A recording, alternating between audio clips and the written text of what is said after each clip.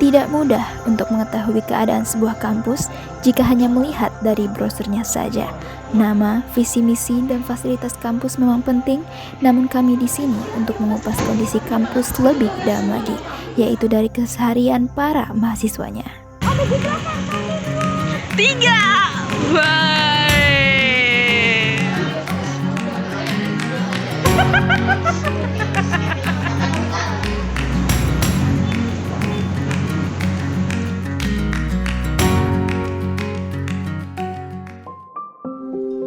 Sekolah Tinggi Ilmu Dakwah Dirosat Islamiyah Al-Hikmah berlokasi di Mampang, Jakarta Selatan yang berdiri sejak tahun 2000. Hingga kini sudah mencetak ribuan alumni yang berasal dari seluruh Indonesia. Nama saya Hartini Riana Dewi, profesi saya ibu rumah tangga sekaligus mahasiswi studi Al-Hikmah Jakarta.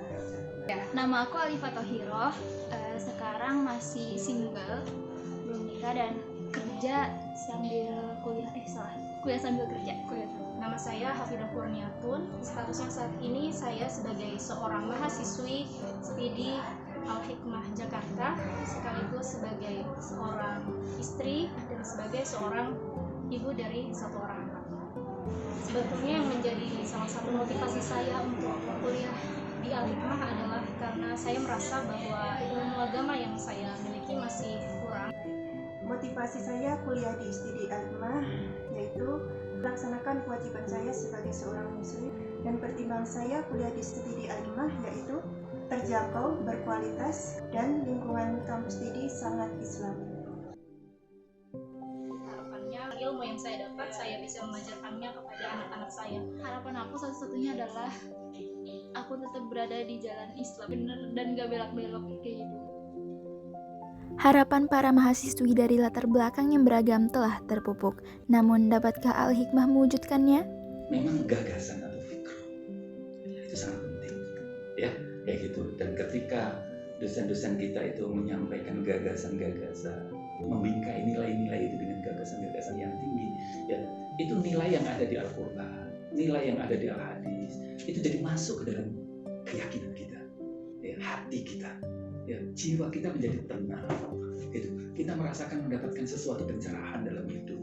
Semua dasar-dasar agama diajarkan di sini, mulai dari akidahnya, sirohnya, terus kemudian akhlaknya, kemudian fikihnya, ilmu dakwahnya, dan keterampilan yang lain. Belajar broadcasting TV, radio, ya, public speaking, ya, dan lain-lain. Kalian pelajari semua di sini. Penjelasan Rektor Studi Al-Hikmah memang terdengar sangat keren. Namun, bayaran apa yang harus diberikan para mahasiswa sebagai gantinya?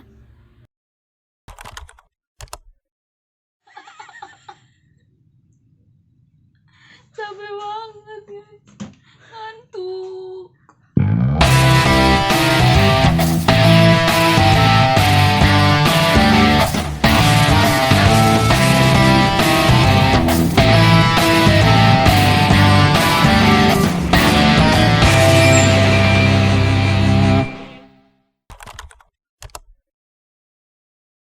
Jujur saja saya sangat-sangat capek dengan perjalanan yang lumayan jauh.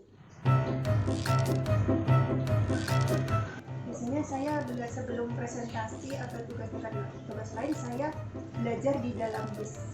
Ke kampus itu saya harus sedia minyak kayu putih, fresher, tolak angin. Kita harus berebut dengan penumpang lain untuk bisa duduk. Penuh terus itu bisa.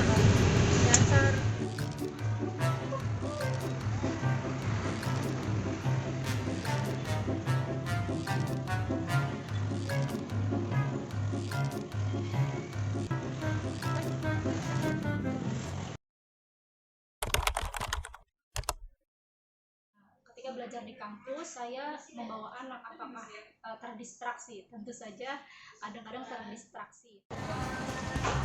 Saya memiliki solusi, diantaranya membawa cemilan, kemudian membawakan mainan, dan kemudian apabila anak saya mulai rewel atau nangis, tidak sedikit teman-teman yang ikut membantu untuk menenangkannya. Kita tidak pernah membatasi mahasiswa atau mahasiswi yang membawa anak, karena kita memahami keterbatasan. Cara saya memanage waktu, saya bagi menjadi dua, pagi dan siang hari. Jadi kalau pagi hari itu waktunya saya mengerjakan tugas-tugas di rumah, seperti kalau pagi itu belanja sayur ke pasar, kemudian masak dan mengerjakan segala pekerjaan rumah tangga yang lainnya. Nah kemudian kalau di siang hari ya sudah, saya fokusnya di kampus. Nah kemudian kalau ada tugas gimana?